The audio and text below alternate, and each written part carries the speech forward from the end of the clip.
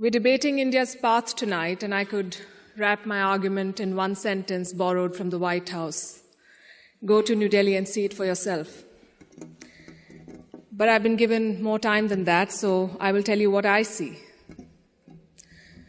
Earlier this week, I was on my way to the Delhi airport. There was a lot of traffic. At one point, the car stopped. On the roadside, I saw two vendors. One was selling fruit, the other was selling coconut water. What caught my attention was not what they were selling, but how they were selling it. Both had a QR code prominently displayed. And every single customer walked up to them, scanned this QR code, and paid for their purchase, every single one of them. To me, this is a picture of today's India. It shows three developments, three of the many developments I shall list out tonight. Number one is financial inclusion. Both the vendors had a bank account linked to their mobile phone. Number two is internet or mobile penetration, what we call digital India. It was 15% 9 years back. It's 48% today. And number three is the airport traffic. It just keeps swelling, even though we are at the receiving end. We see what it shows. From 67 million 9 years back to almost double now. To me, these things signify the path that India is on. The previous speakers have defined the motion well, but in case the evening drinks have kicked in, let me repeat. This House believes Modi's India is on the right path. And how do you determine if the path is right or wrong? You look at numbers, data, surveys, reports. I shall refer to all of these as I make my arguments. But I also want to dwell on something that's more personal, more important, I think, yet unquantifiable. I'm talking about the experience of living in today's India. I have lived in many Indias. The wary India where exciting policies and positions were abandoned. The self-doubting India, where decisions were taken based on global opinion. And today a more confident India where the world comes for leadership and inspiration. You cannot put a premium on that. Indians are more prosperous at home and hence more confident abroad. Let me also tell you what I saw at the airport here in London, at the immigration counter. I saw Indians proudly flaunting their passport, none of the fidgeting or self-doubt of the last century. And if I may add, the immigration officer almost looked impressed. She was either a fan of India or just worried that she was holding up one of Rishi Sunak's relatives. We are proud of what we share with the world. Bollywood, masala chai, yoga, cricket. India today is a soft power giant. At the same time, India is not a timid democracy that tolerates terrorism or betrayals. When Pakistani terrorists attacked Kashmir's Pulwama, India carried out surgical strikes on Balakot. Today's India is not a pushover country. It's a world power denied. Today, invasions and colonialism are part of our history, not our identity. We are shaped by years of subjugation, not defined by them.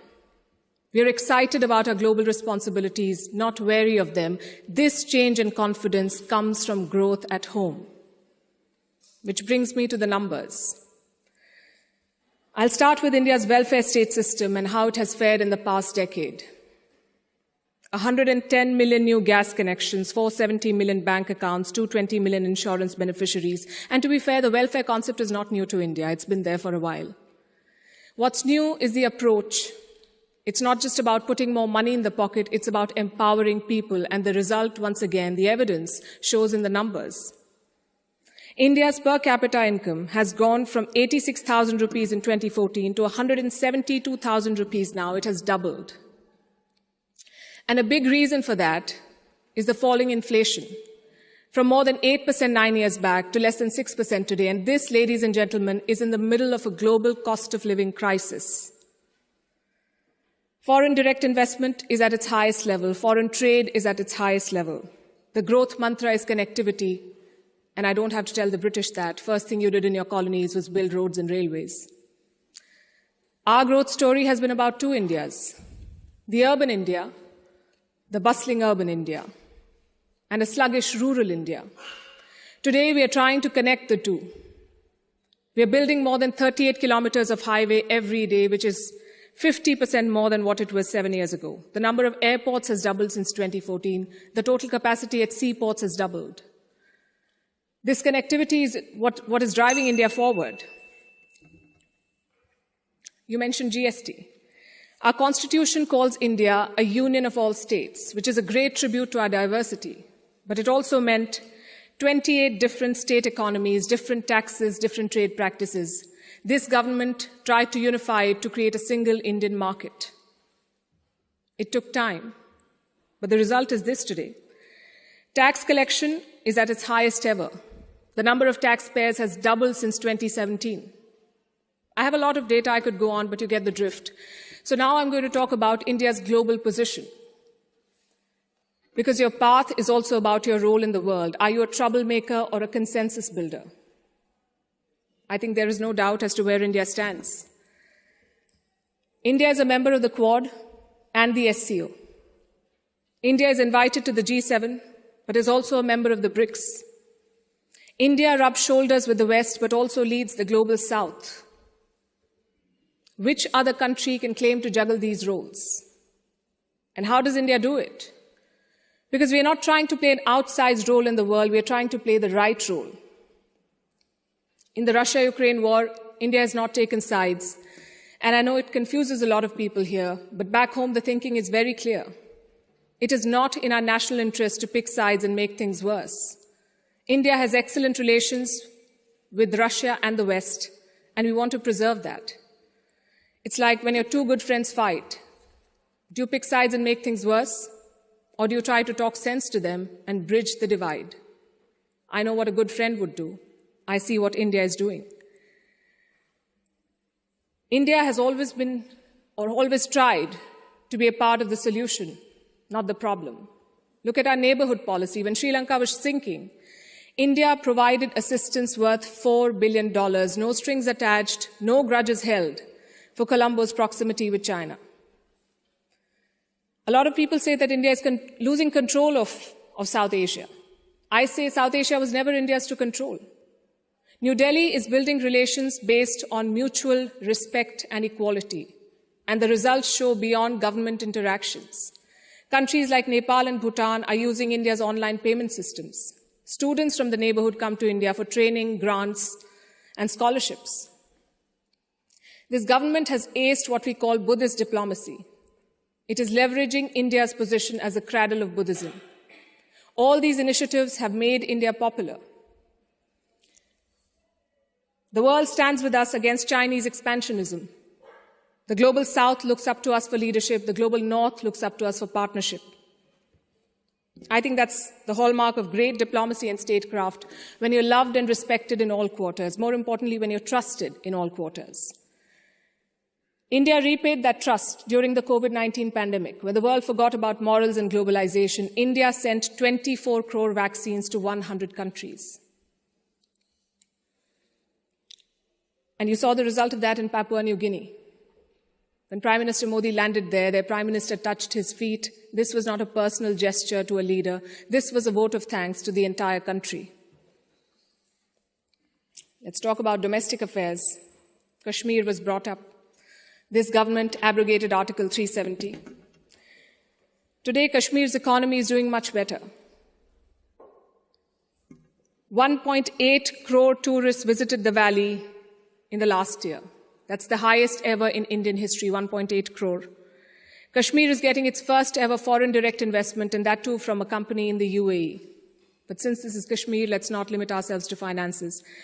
Let's talk about security. Terror attacks in the valley have almost halved in the last few years. The numbers are staring in your face. Security is better, economy is better, Kashmir is better. Plus, we have corrected a historical wrong imposed on India. Let me also address something else that was raised by the opposite side, and that is religious intolerance. It's easy to quote anecdotal evidence and paint an entire country as intolerant. But random elements and sporadic incidents do not speak for India or its leadership or its government. Only policies do, and I'll tell you about those policies. More Muslim students got scholarships in Modi's first term than the previous government. I'm talking about 2 million more Muslim students. If the idea was to marginalize them, why give them more scholarships? Look at the government's Hajj policy. Prime Minister Modi held personal talks with the Saudi regime to increase India's Hajj quota. In 2014, it was 136,000. By 2019, it was more than 200,000. Again, if the idea was to marginalize Muslims, why increase the Hajj quota? This government abolished triple talaq. Would you call it reform or repression? Let me also tell you what a Pew study found in 2021. It runs counter to every argument that will be made here tonight. It found that 89% of all Muslims and Christians in India say they are free to practice their religion. I'll repeat, 89% of all surveyed Muslims and Christians, but no, let's build on perceptions and anecdotes, not on facts. I would also point you to all the social schemes, the bank accounts, the gas connections, the insurance policies. They're available to all citizens of all religions. Does that mean India cannot do better? Absolutely not. Even one incident of marginalization is one too many, but how would you judge an entire country's path? In fact, it struck me when I was invited for this event, why would Oxford University be interested in debating the path of Modi's India? Because India has defied Western predictions. It's the world's largest democracy charting its own course. India today has shed the burden of trying to comply with Western constructs. No amount of lecturing or virtue signaling is shaking India's confidence, and that is what unsettles critics. There are hit-and-run experts with no accountability who make pronouncements based on their political leanings to create an anti-India narrative. GDP growth won't touch 5%. There was corruption in the Rafale deal. The government was snooping in opposition parties using Pegasus. All of these make for juicy headlines. And they make it look like everything is wrong in India. But when a Supreme Court investigation finds no wrongdoing, when India's growth crosses 7%, who is questioning these experts? When an 85% Hindu-majority Karnataka votes out the BJP, is the West then lauding India's secular credentials? You see, to judge a country's path, you have to be able to separate agenda-driven narrative from facts. In conclusion, let me say this. For any country in the world, there is always a wrong path. Enough dictators and autocrats have shown us, but there is no single right path. Britain has its own right path. India has its own right path. As long as democracy is respected, as long as the Constitution is respected, I would say to each their own. It is wrong to judge one country on the parameters of another. And that has been the beauty of India since 2014. We've uplifted 140 million people out of poverty. We did so while conducting free and fair elections, dozens of them. We did so while protesting, debating, and dissenting. And finally, I think the hallmark of a right direction is also public approval. Do the people think you're on the right path?